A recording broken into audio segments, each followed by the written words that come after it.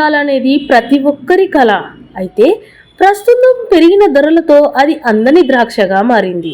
మధ్యతరగతి ప్రజల కల నెరవేరాలంటే ఇందుకు కేంద్ర రాష్ట్ర ప్రభుత్వాలు కలిసికట్టుగా ప్రణాళికాబద్ధంగా పనిచేయాలి.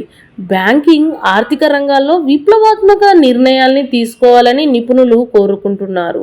ప్రతి డెవలపర్ ముఖంలో ఆనందం కనిపించాలన్నా, అందుబాటు గృహాలను నిర్మించడానికి ముందుకు రావాలన్నా విప్లవాత్మక నిర్ణయాలను ఈ రెండు రంగాలు వేదిక కావాలని విశ్లేషకులు భావిస్తున్నారు.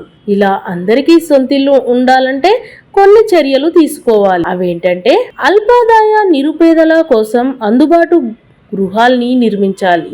ఈ తరహా కట్టడాల్లో లాభాలు తక్కువే ఉండొచ్చు, కానీ అధిక సంఖ్యలో ప్లాట్లు అమ్మబడతాయి. వ్యాపార పరిమాణం పెరుగుతుంది. ఇంధన వినియోగాన్ని తగ్గించే చూడముచ్చటైన స్థిరమైన సుస్థిరమైన నిర్మాణాన్ని కట్టాలి.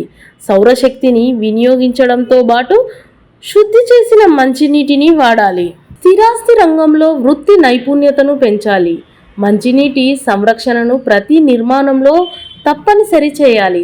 ప్రతి నిర్మాణంలో పారదర్శకత, జవాబుదారీతనాన్ని రూపొందించాలి. కొనుగోలుదారులను సంరక్షించాలి. వారికి కావలసిన సమాచారాన్ని అందజేయాలి. అధిక ధనార్జన ధ్యేయం కాకుండా ఓ మోస్తారు లాభాలను అందుకునేలా నిర్మాణ ప్రణాళికలు రచించాలి.